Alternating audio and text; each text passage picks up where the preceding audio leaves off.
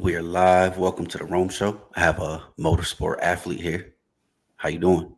Swell. And yourself? I'm doing good. I really appreciate you for coming on the podcast. Yeah, I mean, it's my pleasure. So, Right. So you're the first motorsport athlete on the podcast. well, that's pretty cool. Thank you. Appreciate it. Um, so you're an author too, right? Yeah, yep. I just released my very first book. So I'm pretty excited about that. All right. So let's start off with that. What's your book about, and where can you get your book? So my book is called Don't Say Sponsorship, and it's geared a lot towards motorsport athletes, but it can be applied to, I've seen it used for business to business partnerships with like photographers. I've seen blacksmiths use it for getting business partnerships for their stuff. But it's mostly just about genuine human connection because I feel like that's been lost a lot in a lot of the marketing. I'm like a marketing geek. I love it.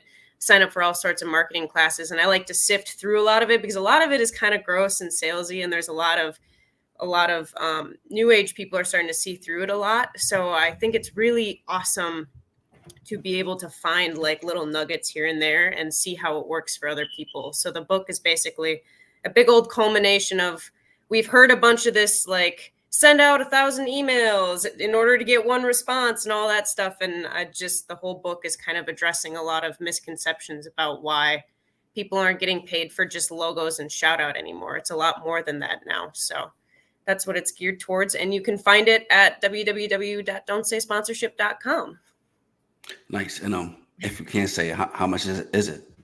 So right now I've just got it for $15. That was exactly how much it was for me to print it, and then it's just $2.95 for shipping. So Nice. yeah. And as far as like being an author, do you plan on coming out with another book? Yeah, so I have it set up in a series. So I'm working on the second book now. So there's going to be 3 books in the series. And even though the books are not printed yet, you can still get access to all the information that's going in the books through my online course that I have. But it's basically, so the first book, the Don't Say Sponsorship book, is geared towards that genuine human connection.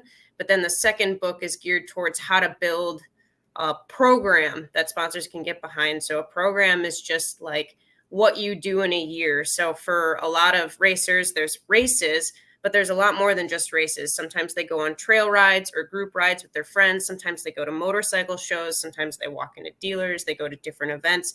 All of that kind of builds into a program. So there's a lot of missed opportunity that athletes just don't know about, or artists don't know about, or authors and anybody else in the sponsorship market and realm. So that'll be the second book. And then the third book is everybody's favorite topic, your audience. And it's not just social media, but it's everybody you interact with and how to build an audience that is fitting for a sponsor to want to get behind, instead of just saying, I have 300 followers, you should sponsor me. Like, it's a lot Right. more than that. And you don't need a million followers to get paid. So that's kind of what that third book will be talking about. Nice. And since you're like really into marketing, Mm-hmm. um, what's like 3 marketing tips that you could give somebody that wants to Ooh. know about marketing? That's a really good one. I like it. The biggest one is to be authentically you. I think that that's super important. I think it's really absurd that a lot of athletes think they have to put on a suit and tie to go get a paycheck.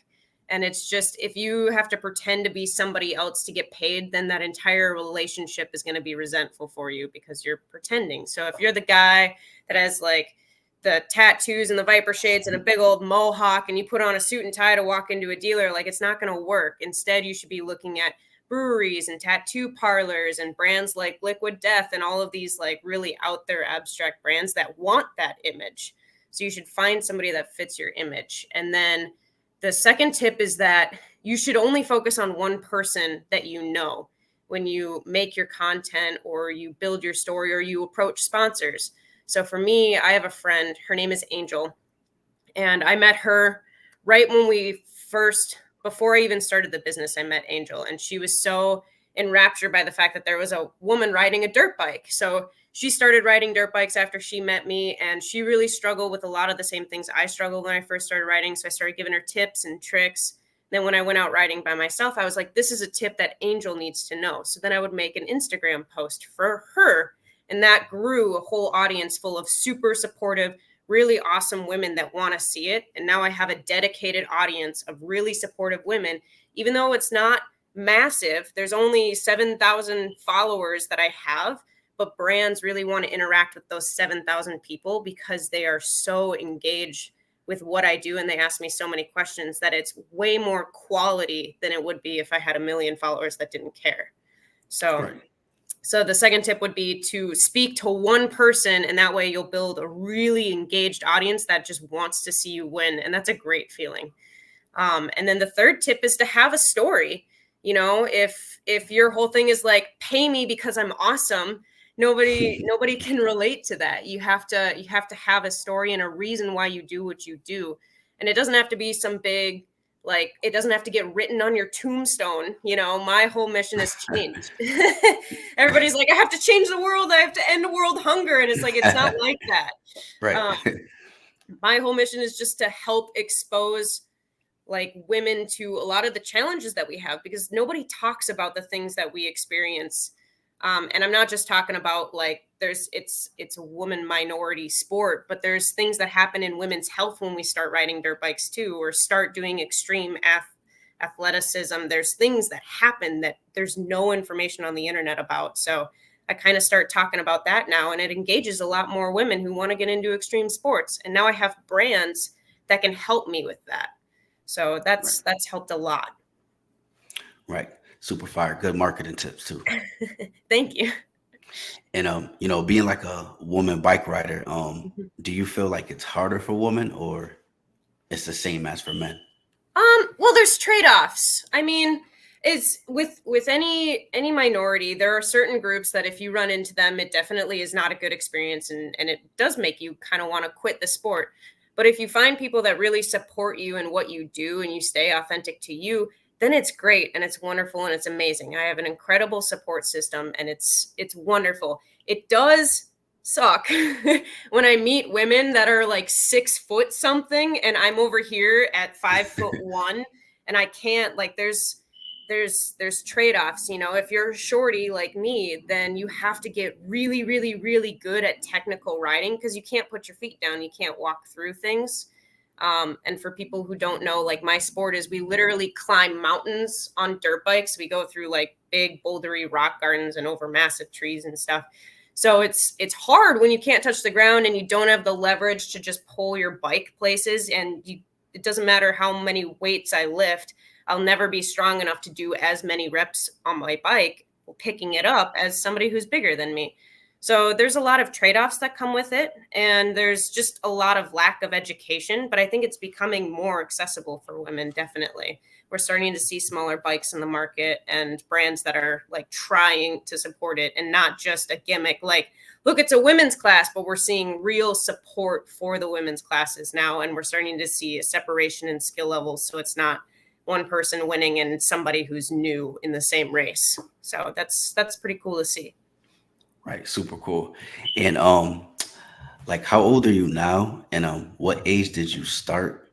And what sparked you to want to get on a bike? Yeah, so my story is a little different than most people. I didn't start as a young kid, and I say that, and I'm only 25 now. But I started riding motorcycles when I was 19, and I started in the road racing world. So I started on GP street bikes in a closed circuit. And my mother actually had remarried to a gentleman named Adam, and he just really wanted to race bikes. And I was first exposed to it when I was 15, and I fell in love with it. I thought it was the coolest thing in the world. This is awesome. So I started working at racetracks as rescue and recovery and flagging and communications. And I worked with the racetracks, and I just watched all the racers. Every time they went through a corner, I started picking up like what the faster people were doing versus the slower people. So I made a bet with my mom that if I got through college, then I could have a motorcycle. And somehow my stepdad had convinced my grandpa to get me a motorcycle as a birthday gift when I was 19. So I started riding at 19, and that was right when COVID hit. So the first race season was kind of a bundle kind of a toss. But the second race season, I placed fourth overall in the novice class, which is pretty unheard of on a single bike. But my friend came up to me and I was like, I got to get the number one plate. It's going to be awesome. And my friend was like, Catherine, if you want to get good at this, you have to get into dirt biking. I was like, okay. So that's kind of how dirt biking started. And then I realized how much cooler dirt bikes were because you could go to tops of mountains and you could go places that people never get to. And through that, I also realized that why would I spend $10,000 to go around a concrete track for 2 hours a day when I could spend $10,000 and travel the country and see it from places that you could only get on a dirt bike and challenge yourself the whole way. So that's how it all started and where it's at now. Nice story. And do you remember your first time getting on a bike?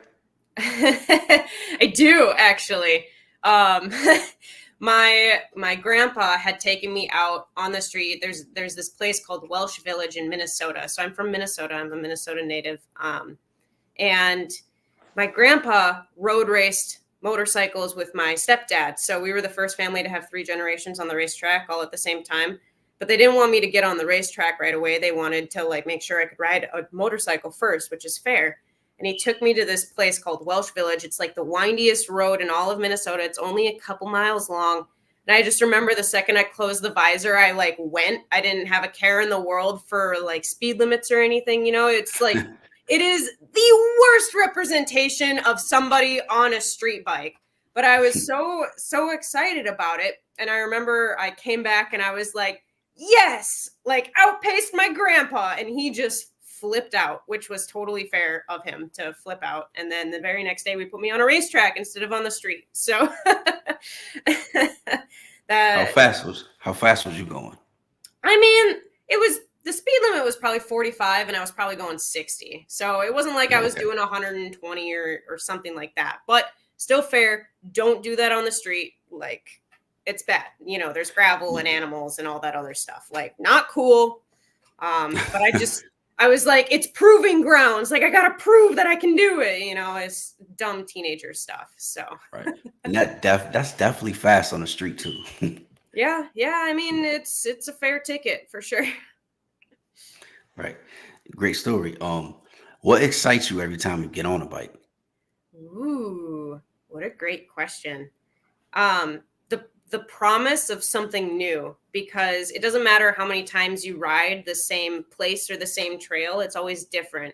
Every time you go through a trail, you change it, not for better, not for worse. You know, it's not like it gets rutted out and it doesn't destroy the environment nearly as much as everybody thinks it does. It tends to help quite a bit because we ride a lot of game trails and it helps kind of just keep a lot of the territorial weeds out of the way. I'm getting off the rails, but like when you go through, you know, you could move a rock from one side of the trail to the other trail. Your line selection starts changing. It could rain and there could be mud or a new washout. Different rocks get in the way.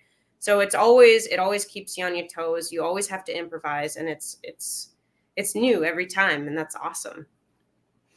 Right. Super cool. What's a few ways you get through a bad day?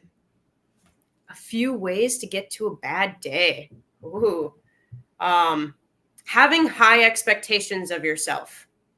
So I have this problem where I'm a dirt bike coach. And so I immediately think that the very first bat, right off the day, the first trail I go into, doesn't matter how hard the terrain is, like if I can't clean it on the first run, then I'm not a good rider and I shouldn't be there because I have such high expectations of myself. I hold myself to such high standards when I get on a trail that I don't take the time to recognize that what I'm in is hard. Like it's truly hard. And so instead of just like sitting back and having fun and enjoying the challenge and the fact that like we're out in the middle of nowhere doing really cool stuff and we get paid to do it, doesn't settle with me, and I'm still like, I'm not doing good enough. That's how you create a bad day really fast, instead of just enjoying the moment. So that's something that I'm always working on.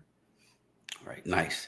And what's like a few things that you do to get through the bad day? Um, having a good support system and smiling through the pain often helps. I'm always out with, so my boyfriend and I run the business together. So he's always out with me. He's my coach and he's my mentor through a lot of this stuff. He's very experienced in the hard enduro world. So oftentimes when I'm really in the thick of it, he just reminds me that I have to just do what I know is right, do the techniques that I know is right, and just focus on doing what's right. And that often helps kind of clear the mess and stop worrying about all the other stuff. Because that's the thing about dirt bikes is what we do. It's not just motocross, but what we do, there's so many variables coming at you all at once that if you're thinking about anything other than all the variables in front of you, then you're not going to succeed and you're not going to do well and you are going to have a bad day. So I find that hard enduro on dirt bikes is incredible for people like me who have ADHD because it really helps clear out all the noise and it gives you enough stuff to keep you actually focused for once. So it's pretty cool. Right. Nice. You got a super dope story. And Thank you. ADHD dealing with that, does Mm-hmm. that have you like anxious, like with anxiety, like super hyper? Um, it depends on the day. I often have it's tough running your own business. And I tried the corporate world for a year and a half. I made it, yeah, a year and a half, and I just couldn't do it anymore because I couldn't stand just being in a concrete brick office with no windows. So I decided to run my own business doing exactly what I'm doing now.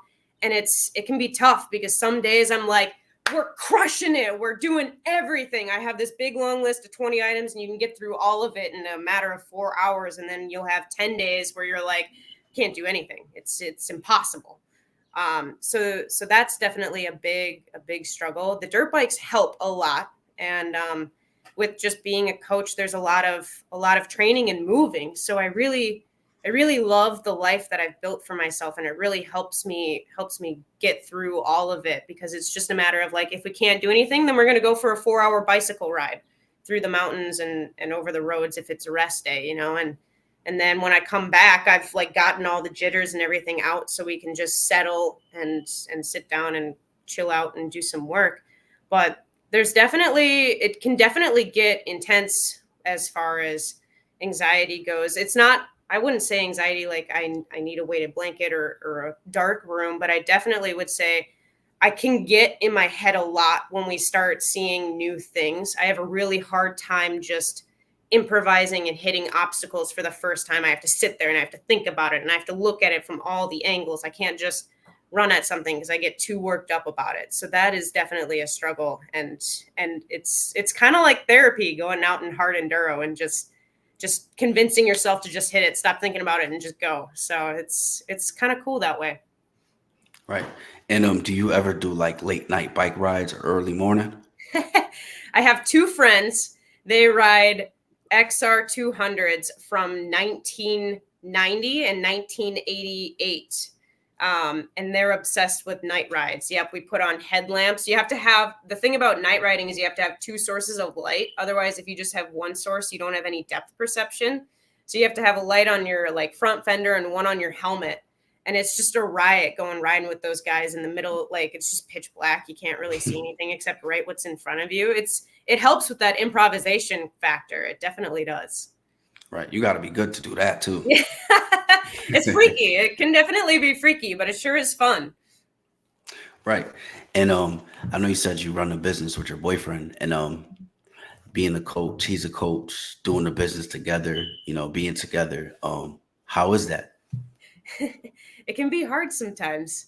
It can be really hard. Honestly, our biggest struggle is making content together because if somebody doesn't have the right angle, we both of us are very cinematic people. We love making videos. We love like creating montage stuff. So if we don't have the exact angle we were thinking of, you were trying to direct the camera person, whoever's holding the camera, where to go.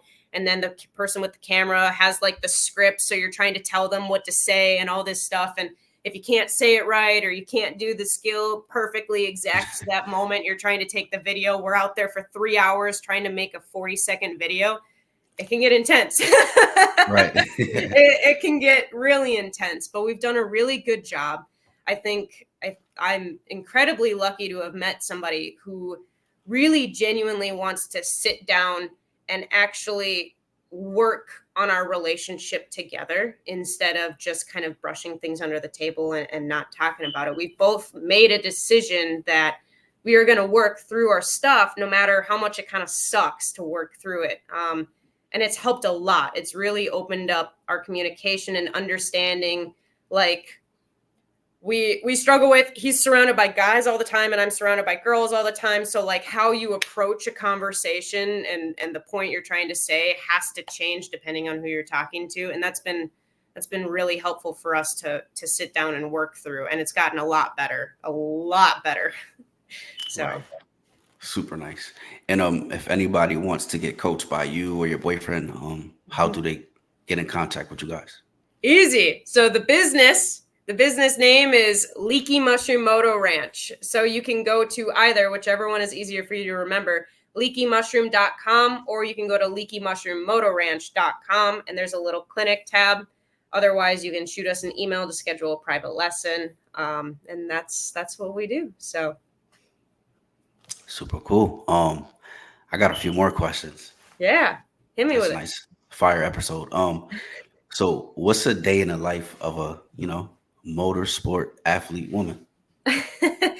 Well, I have a very not typical day in the life of. Not a lot of us are as fortunate to be able to live the life we're living. But for the most part, I wake up and it's either we have one of two breakfasts. Either I make protein waffles or we have potatoes for breakfast. And then it depends if we're coaching that day or not. If we're coaching, then usually I just gear up and then we're out for about 8 hours. Um, but if we're not coaching, sometimes we go for a bicycle ride in the morning. We'll go for either a 2-hour bicycle ride or a 4-hour bicycle ride, either off road or on the pavement. Yeah, and then we get back and we do some training. We do some weights. We have resistance bands because we're on the road right now. And then we'll either drive or we'll go ride. And then after we do like a 4-hour training session, we'll sit down and we'll try and film some content about some of the breakthroughs we had in our training session. And then that's about it. But if it rains like it is today, it's like constant downpour. We don't want to go riding out in the red clay. So if it rains, then we do a lot of video editing. We do a lot of business work. So like today, I'm doing a lot of fine tuning on the website, getting out some of the kinks because we just launched an online course, stuff like that. So it changes day by day. It's really hard to have a schedule. And when we're driving, then we just drive. So we travel a lot. We're on tour for the next 5 months. So it's been crazy just moving around and trying to figure out when you're going to do all the stuff. Right. And doing all that, coaching, author, bike riding. How do you balance everything? Well, I have a rule that there's no work between 7 p.m. and 7 a.m. And I have my phone silenced from 9 p.m. till 9 a.m. And that has helped tremendously because the second I open my phone, we're gone. Like there's nothing getting happened for the whole day. And then I have a checklist that I go through every single day. I have little rainbow markers on a whiteboard. So the first thing on the list every single morning is that I read. I read a fiction book because it helps my brain kind of reset and it helps get the gears turning a little bit. So and then when you cross off one thing on your little list, it makes it a lot easier to go through the rest of the list. And that helps just kind of get the day started in a really positive manner. So a lot of list keeping, a lot of like making it fun to have a list. I love my rainbow markers. I like having it on a whiteboard. And if I don't have my list, I'm lost. So it's really just like once we're done writing, we start like a soup or a pasta. And when it's cooking, then we sit down and we do some work, do some video editing. But for the most part, Nick is up a lot later than I am. He does a lot of his own editing. And we're hopefully next year we'll be able to have somebody handle all of our video editing for us so that will take away about half of our work time. Right. And I hope your business takes off and you guys are like number one in the whole world one day. Thank you. We're trying. Right. And last question before we wrap it up. Mhm. What's some advice you could give to somebody or, like another young woman who wants to do what you're doing? Ooh, I would say find a mentor. That's how I did it. I found a mentor. I found somebody who like took me under his wing for business. It was back when I was first trying to get sponsored and I wasn't having a lot of success. I was going door to door, basically doing what I thought was right for sponsorship. And I said, "Hey, do you want to sponsor me?" And this guy was like, "You don't know what you're doing, lady. Here, let me help you." And he really opened my eyes to how business works. And he really took me under his wing and showed me a lot about relationship building, business in general, helped me make a lot of connections. And then once I kind of graduated from his ability to help me with that, I really just decided like what would I do? Like, what would I do 5 years from now if I lived the life that I wanted to live? So I got a trainer. I got a very expensive trainer. But he was like the best. He was the best. And he was the only person in my state that had experience working with extreme motorsport athletes. So I went to him and I was like, this is what I want to do. And through him, I built a lot of amazing connections throughout all of the sports industries, and that helped me network and talk to a lot of people. And he was a good mentor for a while, and then eventually I started finding people that were doing the thing I wanted to do. A lot of powerful women like Meg's Brapp, and not even just Meg's Brapp and Crystal Loves Moto, but then it became more like I expanded beyond those people and I started looking at Graham Jarvis and Cody Webb and Tristan Hart, and I was like, what are they doing? So and then soon now I have Graham Jarvis's phone number and I'm like his contact agent for the Midwest. I know a lot of people don't know who he is, but he's the number one in the world hard enduro racer, greatest of all time. Basically, he's one of the best now. He's 49 years old now, and he still races at the top. So it's incredible and wonderful. And he was the first person to bring trials into hard enduro. So it's cool now that I get to meet these people and I get to ride with them. And it was all because like I did what they did. They made it very obvious. This is what we do to get where we're at. And so I followed it. I didn't try and improve on it. I didn't try and say, well, that's what they do, I'll do it better. I did what they did because it works. So that's kind of what I would say. Find a mentor and reach out to people that you really look up to and want to be like, and 9 times out of 10 they'll probably help you. Right. That's super fire. So you're basically in your industry, you're a legend and you get to be around the legends and you're doing legendary stuff. I'm trying. I wouldn't say that I'm a legend, but I do really like what I'm doing, and I'm very grateful for the life I get to live, for sure. Right. It's a big blessing. Yeah. Well, I really appreciate you for coming on the podcast. Yeah, no, thank you for the invite. I was surprised to see it in my inbox, so that was awesome. Thank you. Right. No problem. Take care. Yeah, have a stellar rest of your day. You too. Peace.